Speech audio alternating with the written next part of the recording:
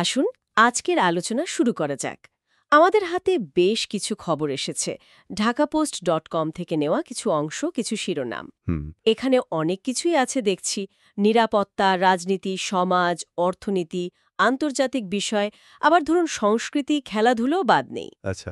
তো প্রথম দেখায় মনে হতে পারে যে এগুলো আলাদা আলাদা সব ঘটনা, কিন্তু আমরা চেষ্টা করব একটু গভীরে যেতে, দেখতে যে এগুলোর মধ্যে কোনো যোগসূত্র বা জরুরি কিছু আছে কিনা যা হয়তো চট করে চোখে পড়ে না। ঠিক। মূলত এই সূত্রগুলো ধরে আমরা বর্তমান সময়ের একটা সার্বিক চিত্র বোঝার চেষ্টা করব আর কি। ঠিক বলেছেন। আসলে রোজকার খবর তো অনেক কিছুই থাকে, কিন্তু সেগুলোকে একটু গুছিয়ে দেখলে, একসাথে রাখলে অনেক সময় একটা প্যাটার্ন বোঝা যায় বা ভেতরের অর্থটা ধরা যায়। হ্যাঁ, তো আজকের এই যে বিভিন্ন তথ্য, এখান থেকে মূল নির্যাসটা বের করাই হবে আমাদের চেষ্টা। দেখা যাক। বেশ, তাহলে দেশের ভেতরের কিছু জরুরি বিষয় দিয়েই শুরু করি, বিশেষ করে রাজনীতি, প্রশাসন, নিরাপত্তা, এই দিকগুলো। হ্যাঁ, সেটাই ভালো হয়। একটা খবর বেশ মানে নজর কাড়ছে। আন্তর্জাতিক অপরাধ ট্রাইব্যুনাল তাদের চার্জশিটের ১৫ জন সেনা কর্মকর্তার নাম এসেছে, আর তারা ঢাকায় সেনা হেফাজতে আছেন। ওহ, আচ্ছা। এদের মধ্যে ১৪ জনের নাম নাকি উল্লেখ করা হয়েছে। এটা তো বেশ স্পর্শকাতর একটা বিষয় মনে হচ্ছে। নিঃসন্দেহে। দেখুন, আন্তর্জাতিক অপরাধ ট্রাইব্যুনালের কাজ তো এমনিতেই খুব গুরুত্বপূর্ণ, তাই না? জাতীয়ভাবে, আন্তর্জাতিকভাবেও কিছুটা সংবেদনশীল। হ্যাঁ, তা তো বটেই। এর সাথে যখন আবার সামরিক বাহিনীর সদস্যদের নাম আসছে, তখন এর তাৎপর্য তো আরও বেড়ে যায়। উৎস থেকে আমরা শুধু মূল খবরটাই পাচ্ছি, মানে কয়েকজন সেনা কর্মকর্তা হেফাজতে আছেন, চার্জশিট হয়েছে। হুম। কিন্তু এর পুরো ব্যাকগ্রাউন্ড, মানে অভিযোগটা ঠিক কি বা তদন্তের খুঁটিনাটি, এগুলো তো এখনও পরিষ্কার না। তবে এই ঘটনাটা কিন্তু দেশের বিচার ব্যবস্থা আর নিরাপত্তা কাঠামোর মধ্যে যে একটা জটিল সম্পর্ক আছে, হ্যাঁ। সেটা নিয়ে অনেক জরুরি প্রশ্ন তুলে ধরে। বিশেষ করে আইনের শাসন বা ধরুন প্রাতিষ্ঠানিক জবাবদিহিতা, এই বিষয়গুলো এখানে খুব প্রাসঙ্গিক হয়ে ওঠে। আপনি এই যে প্রাতিষ্ঠানিক জবাবদিহিতার কথাটা বললেন, এটা কি এখানে খুব জরুরি? ট্রাইব্যুনালের কাজ বা এর এখতিয়ার নিয়ে তো আগেও কথা হয়েছে, কিন্তু সামরিক বাহিনীর সদস্যদের নাম আসাটা কি ব্যাপারটাকে অন্য মাত্রা দিচ্ছে? অবশ্যই। দেখুন, যে কোনো দেশের জন্যই সেনাবাহিনী তো একটা খুব গুরুত্বপূর্ণ আর সংবেদনশীল প্রতিষ্ঠান। ঠিক। তাদের সদস্যরা যখন কোনো বিচারিক প্রক্রিয়ার মুখোমুখি হন, বিশেষ করে আন্তর্জাতিক অপরাধ ট্রাইব্যুনালের মতো একটা জায়গায়, তখন স্বাভাবিকভাবেই সবার নজর সেদিকে যায়। হুম। এটা একদিকে যেমন বিচার বিভাগের স্বাধীনতা, তার পরিধি নিয়ে প্রশ্ন তোলে, তেমনি অন্যদিকে ধরুন সামরিক বাহিনীর নিজস্ব শৃঙ্খলা আর জাতীয় আইনের প্রতি তাদের যে দায়বদ্ধতা, হ্যাঁ। সেই বিষয়টাও সামনে চলে আসে। পুরো প্রক্রিয়াটা কিভাবে এগোয়, তার উপর অনেক কিছু নির্ভর করবে। মানে কতটা স্বচ্ছ থাকছে, নিরপেক্ষ থাকছে কিনা, আইন মানা হচ্ছে কিনা। আচ্ছা। এটা কিন্তু প্রাতিষ্ঠানিক আস্থার জন্য একটা বড় পরীক্ষা। প্রাতিষ্ঠানিক আস্থানিকতা যখন এলোই, নির্বাচন ব্যবস্থা নিয়েও তো একটা বিতর্ক দেখছি। আনুপাতিক প্রতিনিধিত্ব বা পিআর পদ্ধতিতে নির্বাচন, হ্যাঁ, পিআর। সেটা নিয়ে নাকি গণভোট করার দায়িত্ব রাজনৈতিক দলগুলোকে কে দিয়েছে? বিএনপি এরকম একটা প্রশ্ন তুলেছে। এই পিআর সিস্টেম নিয়ে আলোচনা তো বেশ কিছুদিন ধরেই হচ্ছে, তাই না? হ্যাঁ, এই আনুপাতিক প্রতিনিধিত্ব বা প্রপোর্শনাল রিপ্রেজেন্টেশন, মানে পিআর, এটা নিয়ে বিতর্কটা নতুন না। আচ্ছা। এই সিস্টেমে তো দলগুলো যত ভোট পায় সেই অনুপাতে সংসদে সিট পায়। আমাদের এখনকার যে ফার্স্ট পাস দ্য পোস্ট, মানে এফপিটিপি, হ্যাঁ, যে যেতে সেই সব পায়। ঠিক, যেখানে আসনে যে সবচেয়ে বেশি ভোট পেলেন তিনিই জিতে গেলেন, তার থেকে এটা আলাদা। বিএনপির এই প্রশ্নটা আসলে নির্বাচন পদ্ধতি বদলানো নিয়ে যে একটা বড় রাজনৈতিক বিতর্ক চলছে, তারই অংশ। হ্যাঁ, তারই অংশ। তাদের আপত্তির জায়গাটা হলো এই ধরনের একটা মৌলিক পরিবর্তন আনার প্রক্রিয়াটা কি হওয়া উচিত, আর সেই প্রক্রিয়া ঠিক করার অধিকার কার, জনগণের নাকি দলগুলোর? এটা কিন্তু নির্বাচন ব্যবস্থার বিশ্বাসযোগ্যতা। আর গণতান্ত্রিক রীতিনীতির প্রশ্নও বটে। একদম। গণতান্ত্রিক রীতিনীতির প্রতি অঙ্গীকারের প্রশ্ন এখানে চলে আসে। আর এই নির্বাচন প্রক্রিয়ার সাথেই জুড়ে আছে প্রধান নির্বাচন কমিশনারের সিডিসির একটা মন্তব্য, সেটাও শিরোনামে এসেছে। কি বলেছেন তিনি? তিনি নাকি বলেছেন, নির্বাচনের মাধ্যমে আইনের শাসন কাকে বলে সেটা দেখাতে চান। এই বক্তব্যটাকে কিভাবে দেখছেন, বিশেষ করে যখন সিস্টেম নিয়েই প্রশ্ন উঠছে? এটা বেশ বেশ জোরালো এবং গুরুত্বপূর্ণ একটা মন্তব্য। নির্বাচন কমিশনের সাংবিধানিক দায়িত্বই তো হলো একটা সুষ্ঠু, অবাধ, নিরপেক্ষ নির্বাচন করা। এটাই তো গণতন্ত্রের ভিত্তি। ঠিক। তো সিইসি যখন বলছেন তিনি নির্বাচনের মাধ্যমে আইনের শাসন দেখাবেন, তখন এটাকে নির্বাচন প্রক্রিয়ার ওপর মানুষের আস্থা ফেরানো আর সাংবিধানিক দায়িত্ব পালনের একটা দৃঢ় অঙ্গীকার হিসেবে দেখা যেতে পারে। কিন্তু তবে হ্যাঁ, এই ধরনের কথা বলাটা সবসময় একটা বড় চ্যালেঞ্জও, কারণ শুধু ইচ্ছা বা প্রতিশ্রুতি দিয়ে তো হবে না। ঠিক। এর বাস্তবায়ন নির্ভর করে মাঠের বাস্তবতার ওপর, সব দল অংশ নিচ্ছে কিনা, সহযোগিতা করছে কিনা, পুরো রাজনৈতিক পরিবেশটা কেমন তার ওপর। আইনের শাসন প্রতিষ্ঠা তো শুধু নির্বাচন কমিশনের একার কাজ না, এটা সবার দায়িত্ব।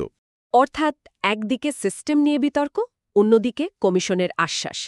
এই পরিস্থিতিতেই ক্ষমতার পালাবদল নিয়েও একটা উদ্বেগের কথা এসেছে। কে বলেছেন? বদিউল আলম মজুমদার বলছেন, ক্ষমতার পালাবদল যেন দুর্নীতির পালাবদলে পরিণত না হয়।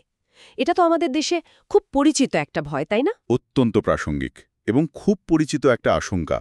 বিশেষ করে আমাদের মতো উন্নয়নশীল বা কার্দামাবলী গণতন্ত্রের দেশগুলোতে এটা প্রায় সত্যি হতে দেখা যায়। যখন সরকার বদলায়, মানুষ আশা করে নতুন সরকার ভালো কাজ করবে, দুর্নীতি কমবে। কিন্তু অনেক সময় দেখা যায় কি, ক্ষমতার পালাবদলের সাথে সাথে দুর্নীতির ধরনটা পাল্টায় বা সুবিধা কারা পাচ্ছে সেটা পাল্টায়। কিন্তু মূল সমস্যাটা থেকে যায়। ঠিক, মূল সমস্যার সমাধান হয় না। বদিউল আলমের এই কথাটা কিন্তু শাসন ব্যবস্থার গভীরে যে চ্যালেঞ্জগুলো আছে সেদিকেই ইঙ্গিত করছে। এটা শুধু নির্বাচন বা ক্ষমতা বদলের ব্যাপার না, বরং ক্ষমতার সাথে জুড়ে থাকা সুযোগ সুবিধা আর জবাবদিহিতার যে অভাব, হ্যাঁ। সেই কাঠামোগত সমস্যাগুলোকেও সামনে আনছে। আসল প্রশ্ন হলো, ক্ষমতা পরিবর্তনকে কিভাবে সত্যিই মানুষের জন্য ভালো, দুর্নীতিমুক্ত করা যায়। ক্ষমতা বদল আর জবাবদিহিতার এই আলোচনার সাথেই হয়তো পরের খবরটা দেখা যায়। সরকারের একজন উপদেষ্টা আসিফ নজরুল আচ্ছা। তিনি মন্তব্য করেছেন যে উপদেষ্টা হিসেবে তাদের সেফ এক্সিট বা নিরাপদ প্রস্থানের দরকার নেই। এই সেফ এক্সিট ব্যাপারটা ঠিক কিসের ইঙ্গিত? এই মন্তব্যটা সম্ভবত বিশেষ কোনো পরিস্থিতিতে বা কোনো বিতর্কের উত্তরে এসেছে। উৎস থেকে তো পুরোটা বোঝা যাচ্ছে না। না। তবে সাধারণভাবে যদি দেখি, সরকারের উঁচু পদে যারা থাকেন, বিশেষ করে রাজনৈতিকভাবে নিয়োগ পাওয়া উপদেষ্টা বা কর্মকর্তারা, তাদের ভূমিকা কি, তাদের কাজের ফল কি, আর মেয়াদ শেষে তাদের দায়বদ্ধতা কি, এগুলো নিয়ে আলোচনা বা বিতর্ক হওয়াটা স্বাভাবিক। ঠিক। সেফ এক্সিট বা নিরাপদ প্রস্থানের ধারণাটা সাধারণত কখন আসে? যখন রাজনৈতিক পালাবদল হয়, তখন আগের সরকারের গুরুত্বপূর্ণ লোকজনের ভবিষ্যৎ নিরাপত্তা বা ধরুন আইনি কোনো জটিলতা থেকে মুক্তি, এগুলোর সাথে সম্পর্কিত হতে পারে। আচ্ছা, মানে সেই রকম একটা ধারণা। হ্যাঁ, তো আসিফ নজরুলের এই কথাটা হয়তো সেই রকম ধারণাকে নাকচ করে নিজেদের কাজের স্বচ্ছতা বা নির্ভীকতার উপর জোর দেওয়ার একটা চেষ্টা হতে পারে। এটা এক ধরনের রাজনৈতিক অবস্থানও হতে পারে, যা সরকারি পদে থাকা মানুষদের ঘিরে যে প্রত্যাশা, সমালোচনা বা রাজনৈতিক পরিণতির ধারণা থাকে সেটাকেই তুলে ধরে। বেশ, রাজনীতির এই দিকগুলো থেকে একটু সরে আসি, সামাজিক অর্থনৈতিক কিছু বিষয় দেখি। হ্যাঁ, দেখা যাক। একটা দাবি বেশ জোরে সরে উঠেছে, উচ্চ মাধ্যমিকের সব শাখায় ইসলাম আর নৈতিক শিক্ষা বাধ্যতামূলক করা। শিক্ষা কারিকুলাম নিয়ে তো নানা সময়ই কথা হয়, পরিবর্তন বা নতুন কিছু যোগ করার দাবি ওঠে। হ্যাঁ, শিক্ষা কারিকুলাম তো সবসময়ই একটা জাতির ভবিষ্যৎ গড়ার মূল হাতিয়ারগুলোর একটা। তাই এটা নিয়ে সমাজে নানা মত, নানা দাবি থাকবে, এটাই স্বাভাবিক। ধর্মীয় আর নৈতিক শিক্ষার অন্তর্ভুক্তি বা সেটা কতটা থাকবে, এটা নিয়েও তো উলাম জুড়েই নানা রকম চিন্তা বা দৃষ্টিকোণ আছে। ঠিক। এই যে নির্দিষ্ট দাবিটা, উচ্চ মাধ্যমিকের সব শাখায় ইসলাম ও নৈতিক শিক্ষা বাধ্যতামূলক করা, এটাকে বাংলাদেশের সামাজিক সাংস্কৃতিক পরিস্থিতি আর সংবিধানের মূল নীতির আলোকেই দেখতে হবে। এর পক্ষে বিপক্ষে নিশ্চয়ই যুক্তি আছে। অবশ্যই। এর পক্ষে যেমন যুক্তি থাকতে পারে যে নৈতিক অবক্ষয় হয়তো কমবে বা ধর্মীয় জ্ঞান বাড়বে, তেমনি বিপক্ষেও যুক্তি আসতে পারে, যেমন অন্য ধর্মের ছাত্রছাত্রীদের উপরের প্রভাব কি পড়বে, কারিকুলামে কি অতিরিক্ত চাপ হয়ে যাবে, শিক্ষার মূল উদ্দেশ্য জ্ঞান আর দক্ষতা অর্জন, সেটা কি বাধা পাবে। এগুলো সবই ভাবার বিষয়। হ্যাঁ, ভারসাম্যটা জরুরি। ঠিক, এই ধরনের সিদ্ধান্ত নেওয়ার ক্ষেত্রে একটা ভারসাম্য খুঁজে বের করাটাই খুব জরুরি। শিক্ষার পাশাপাশি প্রশাসনিক কাঠামো নিয়েও একটা স্থানীয় দাবি দেখছি, নোয়াখালীকে আলাদা প্রশাসনিক বিভাগ করা। এই ধরনের দাবি কেন ওঠে সাধারণত? বাংলাদেশে প্রশাসনিক বিকেন্দ্রীকরণ আর স্থানীয় উন্নয়নের ইচ্ছা থেকে নতুন প্রশাসনিক ইউনিট মানে বিভাগ বা জেলা তৈরির দাবি প্রায়ই ওঠে। আচ্ছা। এর পেছনে কয়েকটা কারণ থাকতে পারে। এক, স্থানীয় মানুষের জন্য সরকারি সেবা পাওয়া সহজ করা। দূরত্ব কমলে তো সরকারি অফিসে যাওয়া বা সেবা পেতে সুবিধা হয়। ঠিক। 2, উন্নয়নের গতি বাড়ানোর আশা থাকে। নতুন বিভাগ হলে তার জন্য আলাদা বাজেট আসে, পরিকল্পনা হয়, যা ওই এলাকার অর্থনীতি, সমাজে সাহায্য করতে পারে। 3 নম্বর কারণ হতে পারে আঞ্চলিক পরিচিতি আর স্থানীয় নেতৃত্বের বিকাশ। নোয়াখালী অঞ্চলের মানুষের এই দাবিটাও তো অনেক দিনের। সম্ভবত এই কারণগুলোই আছে এর পেছনে। কিন্তু চাইলেই তো আর হয় না। না, অবশ্যই না। নতুন বিভাগ তৈরির সিদ্ধান্ত নেওয়ার আগে এর প্রশাসনিক দিক, অর্থনৈতিক দিক মানে সম্ভাব্যতা আর অন্যান্য অঞ্চলের উপরের কী প্রভাব পড়বে এগুলোও দেখা হয়। এবার অর্থনীতির একটা জরুরি প্রশ্নে আসি। এটা সরাসরি সাধারণ মানুষের জীবনের সাথে যুক্ত। কি সেটা? সরকারের জ্বালানি উপদেষ্টা পরামর্শ দিয়েছেন যে এলপিজি সিলিন্ডারের দাম ১,০০০ টাকার মধ্যে হওয়া উচিত। এটা যদি হয় তাহলে তো বহু মানুষের জন্য বিরাট স্বস্তি। অবশ্যই। এলপিজি তো এখন শুধু শহরে না, গ্রামেও রান্নার প্রধান জ্বালানি হয়ে গেছে। হ্যাঁ, যেখানে গ্যাসের লাইন নেই। ঠিক, যেখানে প্রাকৃতিক গ্যাসের সংযোগ নেই সেখানে তো এর উপর নির্ভরতা অনেক বেশি। তাই এলপিজি সিলিন্ডারের দাম বাড়লে সেটা সরাসরি নিম্নবিত্ত মধ্যবিত্ত পরিবারের মাসের হিসেবে একটা বড় চাপ ফেলে। হুম। জ্বালানি উপদেষ্টার এই যে পরামর্শ বা মন্তব্য, এটা একদিকে যেমন সাধারণ মানুষের দীর্ঘদিনের চাওয়া বা কষ্টের কথা বলছে, তেমনি এটা নীতি নির্ধারকদের জন্য একটা চ্যালেঞ্জও। কিভাবে? কারণ এলপিজির দাম তো আন্তর্জাতিক বাজারের উপর নির্ভর করে। এর সাথে আমদানি খরচ আছে, দেশের ভেতরের কর আছে, বিতরণ ব্যবস্থার খরচ আছে। হ্যাঁ, অনেক কিছু জড়িত। তো দামটা ১,০০০ টাকার মধ্যে রাখা কতটা বাস্তবসম্মত, বা এর জন্য কি ধরনের ভর্তুকি লাগবে, কি নীতি বদলাতে হবে, এগুলো দেখার বিষয়। তবে এই আলোচনাটা হওয়াটাও খুব জরুরি, কারণ এটা জ্বালানি নিরাপত্তা আর মানুষের কেনার ক্ষমতার মতো খুব জরুরি বিষয়কে সামনে আনছে। সাধারণ মানুষের স্বাস্থ্যের দিকটাও গুরুত্বপূর্ণ। এ নিয়ে একটা ভালো খবর আছে। ওহ, ভালো খবর, বলুন। দেশে প্রথমবারের মতো টাইফয়েড টিকাদান ক্যাম্পেইন শুরু হচ্ছে। জনস্বাস্থ্যের জন্য এটা কতটা বড় পদক্ষেপ? এটা নিঃসন্দেহে জনস্বাস্থ্যের দিক থেকে অত্যন্ত ভালো এবং খুব সময়োপযোগী একটা উদ্যোগ। টাইফয়েড তো পানিবাহিত রোগ, তাই না? হ্যাঁ, দূষিত পানি, খাবার। ঠিক। বাংলাদেশে বিশেষ করে বর্ষাকালে বা যেখানে বন্যা হয় সেখানে এর প্রকোপ বেশ দেখা যায়। আর এটা বাচ্চা বড় সবার জন্যই খতরনাক হতে পারে। তো একটা জাতীয় টিকাদান কর্মসূচির মাধ্যমে যদি এই রোগের ছড়ানোটা বেশ খানিকটা কমানো যায়, তাহলে তো একদিকে মানুষের অসুস্থতা, মৃত্যু কমবে, অন্যদিকে স্বাস্থ্য ব্যবস্থার উপর চাপও কমবে। বিশেষ করে শিশুদের জন্য তো খুবই ভালো। একদম। বিশেষ করে শিশুদের স্বাস্থ্যের উন্নতিতে এর বিরাট ভূমিকা থাকবে। জাতীয় পর্যায়ে এরকম একটা ক্যাম্পেইন যদি সফলভাবে চালানো যায়, তাহলে এটা অন্য প্রতিরোধমূলক স্বাস্থ্য কর্মসূচির জন্য এটা মডেল হতে পারে। সাফল্যটা কিসের উপর নির্ভর করবে? সাফল্য নির্ভর করবে টিকার যোগান কতটা থাকছে, মানুষ কতটা সচেতন হচ্ছে, আর পুরো ব্যবস্থাপনাটা কতটা ঠিকঠাক হচ্ছে এগুলোর ওপর। দেশের ভেতরের এই বিষয়গুলো তো দেখলাম। এবার একটু আন্তর্জাতিক আর মানবাধিকার সংক্রান্ত কিছু খবর দেখি। হ্যাঁ। যেমন আমাদের প্রখ্যাত আলোকচিত্রের শহীদুল আলম, তিনি ফিলিস্তিনের ফ্লোটিলা যাত্রা নিয়ে একটা কথা বলেছেন। কি বলেছেন? তিনি বলছেন, ত্রাণ দেওয়াটা ছিল আসলে প্রতীকী। আসল উদ্দেশ্য ছিল গাজার অবরোধ ভাঙা। আর ইসরায়েলি কর্তৃপক্ষ নাকি সাংবাদিকদের ঢুকতে বাধা দিচ্ছিল। এই কথাটা কি তুলে ধরে? শহীদুল আলমের এই পর্যবেক্ষণটা কিন্তু আন্তর্জাতিক সংঘাত, মানবিক সাহায্য আর মিডিয়ার ভূমিকার মধ্যে যে একটা জটিল সম্পর্ক আছে, হ্যাঁ, সেটাকে খুব স্পষ্টভাবে সামনে আনে। তার কথা অনুযায়ী এই যে ফ্লোটিলা বা নৌবহর, এর লক্ষ্য শুধু কিছু ত্রাণ পৌঁছে দেওয়া ছিল না, বরং এটা ছিল গাজার ওপর যে দীর্ঘদিন ধরে ইসরায়েলি অবরোধ চলছে, হ্যাঁ, তার বিরুদ্ধে একটা রাজনৈতিক প্রতিবাদ। একদম একটা জোরালো পলিটিক্যাল স্টেটমেন্ট। একই সাথে তিনি যে বলছেন সংবাদপত্রকে ঢুকতে বাধা দেয়া হচ্ছিল, এটা তো সংঘাতপূর্ণ এলাকায় তথ্য প্রবাহ নিয়ন্ত্রণের একটা পরিচিত ছবি। প্রায় দেখা যায় যারা সংঘাতে জড়িত তারা নিজেদের সুবিধামতো মিডিয়ার প্রবেশ আটকাতে বা নিয়ন্ত্রণ করতে চায়। এই ঘটনাটা আমাদের মনে করিয়ে দেয় যে অনেক সময় যা মানবিক সাহায্য বলে দেখানো হয় তার পেছনে গভীর রাজনৈতিক উদ্দেশ্য থাকতে পারে। আর সত্য ঘটনা জানার জন্য মিডিয়া স্বাধীনতা কতটা জরুরি, আর কতটা ঝুঁকিপূর্ণ। আন্তর্জাতিক অঙ্গনের আরেকটা খবর, যদিও খুব সংক্ষিপ্ত, নোবেল শান্তি পুরস্কার পেয়েছেন এমন একজন মাচাদো। হ্যাঁ, তাকে নিয়ে বেশ সমালোচনা হচ্ছে, শুধু এটুকুই শিরোনামে আছে, কারণটা বলা নেই।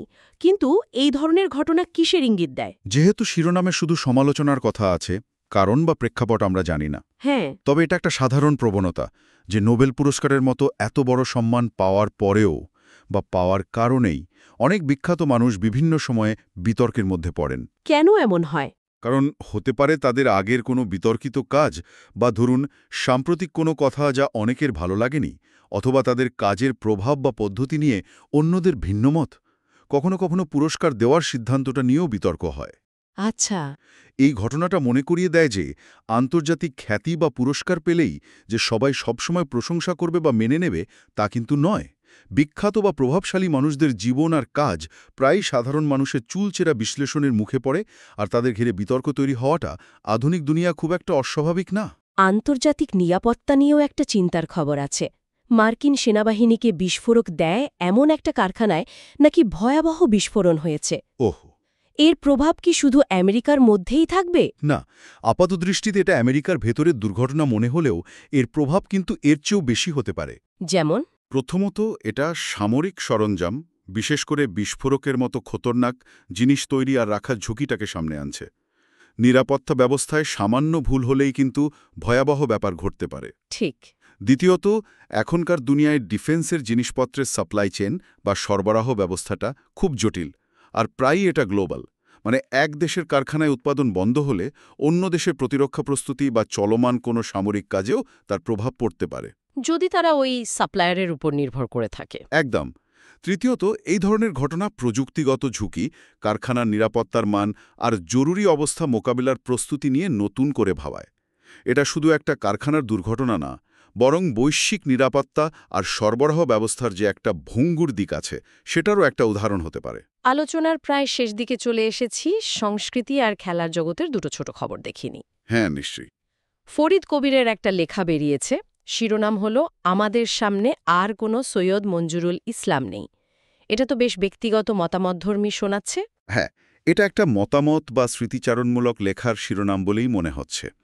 সৈয়দ মঞ্জুরুল ইসলাম তো বাংলাদেশের সাহিত্য, শিল্প, সমালোচনা, শিক্ষাজগতে অত্যন্ত শ্রদ্ধার একজন প্রভাবশালী ব্যক্তিত্ব। ঠিক। আমাদের সামনে আর কোনো সৈয়দ মঞ্জুরুল ইসলাম নেই, এই ধরনের শিরোনাম সাধারণত কোনো কিংবদন্তি মানুষ মারা গেলে বা তার কর্মজীবনের শেষে লেখা হয়। এটা একদিকে যেমন তার প্রতি গভীর শ্রদ্ধা জানায়, তেমনি অন্যদিকে তার মতো জ্ঞানী বহুমাত্রিক মানুষের অভাবটা যে বোধ হচ্ছে সেটাও প্রকাশ করে। সাংস্কৃতিক জগতে এই ধরনের লেখা বা মূল্যায়নগুলো জরুরি, কারণ এগুলো একজন মানুষের অবদানকে মনে রাখার পাশাপাশি পরের প্রজন্মের জন্য তার কাজ, তার আদর্শকে বাঁচিয়ে রাখতে সাহায্য করে। এটা আমাদের বুদ্ধিবৃত্তিক ঐতিহ্য রক্ষার অংশ। একদম, বুদ্ধিবৃত্তিক ঐতিহ্য সংরক্ষণের অংশ। আর একদম শেষে খেলার খবর, টি-20 সিরিজে আফগানিস্তানকে হোয়াইট ওয়াশ করল বাংলাদেশ। হ্যাঁ, দারুণ খেলেছিল। কিন্তু তারপরই প্রথম ওয়ানডেতে হেরে গেছে। খবরে বলছে বাজে ব্যাটিং হয়েছে, একাদশে বদল আসতে পারে। খেলার জগতে এই ওঠানামা তো আমরা সবসময়ই দেখি। একদম ঠিক। খেলার জগতে, বিশেষ করে ক্রিকেটে, এই ধরনের উত্থান পতন খুব স্বাভাবিক। এক ফরম্যাটে দারুণ খেলল, পরের ফরম্যাটেই দলের ছন্দ চলে গেল, এমনটা হতেই পারে। টি-20-র মারমর কাটকাট মেজাজ থেকে ওয়ানডের একটু ধৈর্য ধরে খেলার ফরম্যাটে মানিয়ে নেওয়াটা সবসময় সহজ হয় না। ঠিক। বাজে ব্যাটিং, বোলিং বা ফিল্ডিং, একাদশ ঠিক হলো কিনা এগুলো নিয়ে কথা হবেই, এগুলো খেলারই অংশ। এই হারটা হয়তো খেলোয়াড় আর টিম ম্যানেজমেন্টকে তাদের স্ট্র্যাটেজি বা প্রস্তুতি নিয়ে নতুন করে ভাবতে সাহায্য করবে। আসলে খেলার মজাটাই তো এখানে। হ্যাঁ, আসলে খেলার অনিশ্চয়তা আর প্রতি ম্যাচেই নিজেকে প্রমাণ করার যে চ্যালেঞ্জ, এটাই তো একে এত রোমাঞ্চকর করে তোলে। সাফল্য যেমন সেলিব্রেট করতে হয়, তেমনি হার থেকেও শিখতে হয়। তাহলে আজকের এই পুরো আলোচনা থেকে আমরা দেখলাম ঢাকাপোস্ট.com-এর কিছু খবরকে সূত্র ধরে আমরা কত রকমের বিষয়ের গভীরে যাওয়ার চেষ্টা করলাম। জাতীয় নিরাপত্তা, বিচার প্রক্রিয়া, এরকম স্পর্শকাতর বিষয় থেকে শুরু করে নির্বাচন পদ্ধতি, রাজনৈতিক বিতর্ক, শাসন ব্যবস্থায় দুর্নীতির ভয়, উপদেষ্টাদের দায়বদ্ধতার প্রশ্ন, আবার ধরুন শিক্ষা বা প্রশাসনিক কাঠামোর দাবি, সাধারণ মানুষের অর্থনৈতিক চিন্তা, স্বাস্থ্য সুরক্ষার উদ্যোগ, আন্তর্জাতিক বিষয়গুলোও ছিল। হ্যাঁ, আন্তর্জাতিক সংঘাত, মানবাধিকারের জটিলতা, বৈশ্বিক নিরাপত্তা ঝুঁকি, আবার সংস্কৃতির অঙ্গনে শ্রদ্ধা জানানো, খেলার মাঠের অনিশ্চয়তা সবই এলো। আমাদের লক্ষ্য ছিল এই আলাদা সূত্রগুলো থেকে মূল বার্তা বা কোনো সংযোগ খুঁজে বের করা। ঠিক তাই। এই যে আপাত দৃষ্টিতে সম্পর্কহীন খবরগুলো নিয়ে আমরা কথা বললাম, এগুলোকে যদি একসাথে মিলিয়ে দেখি তাহলে হয়তো একটা বড় ছবি পাওয়া যেতে পারে। কেমন? একদিকে যেমন দেশের প্রাতিষ্ঠানিক কাঠামো মানে বিচার বিভাগ, নির্বাচন ব্যবস্থা, প্রশাসন, এগুলো নিয়ে নানা প্রশ্ন, চ্যালেঞ্জ বা উদ্যোগ দেখা যাচ্ছে। হুম। অন্যদিকে সাধারণ মানুষের দৈনন্দিন জীবনের চাওয়া পাওয়া, যেমন শিক্ষার ধরন কেমন হবে, প্রশাসনিক সুবিধা পাবে কিনা, জ্বালানির দাম বা স্বাস্থ্যসেবা, এগুলোও উঠে আসছে। আর আন্তর্জাতিক প্রভাবও তো আছে। অবশ্যই। আবার একই সাথে আন্তর্জাতিক ঘটনা যেমন ফিলিস্তিনের অবস্থা বা ধরুন বৈশ্বিক নিরাপত্তার ঝুঁকি, সেগুলোও আমাদের প্রভাবিত করছে বা আমাদের ভাবনার জগতে জায়গা করে নিচ্ছে। তাহলে এই সময়ের বৈশিষ্ট্যটা কি? হয়তো এই সময়ের মূল বৈশিষ্ট্যই হল এই নানামুখী টানাপোড়েন। মানে একদিকে স্থানীয় চাহিদা, অন্যদিকে বৈশ্বিক বাস্তবতা। একদিকে প্রাতিষ্ঠানিক সংস্কারের আকাঙ্ক্ষা, অন্যদিকে ব্যক্তি মানুষের প্রতিদিনের চাহিদা। একদিকে রাজনৈতিক বিতর্ক, অন্যদিকে সামাজিক উদ্বেগ। এই সব কিছুর মধ্যে একটা ভারসাম্য খোঁজার নিরন্তর চেষ্টা চলছে। হুম। আজকের এই আলোচনা হয়তো এই চলমান প্রক্রিয়াটাকে বুঝতে কিছুটা হলেও সাহায্য করবে, যে আমরা আসলে এই মুহূর্তে ঠিক কোথায় দাঁড়িয়ে আছি, যেখানে এতগুলো ভিন্ন ভিন্ন স্রোত একসাথে এসে মিশছে। আর এই সবগুলো দিক জানাটা হ্যাঁ, এই সবকিছুর দিক জানাটা বর্তমান সময়কে সামগ্রিকভাবে বোঝার জন্য জরুরি। এটা আমাদের ভাবনার খোরাক জোগাতে পারে।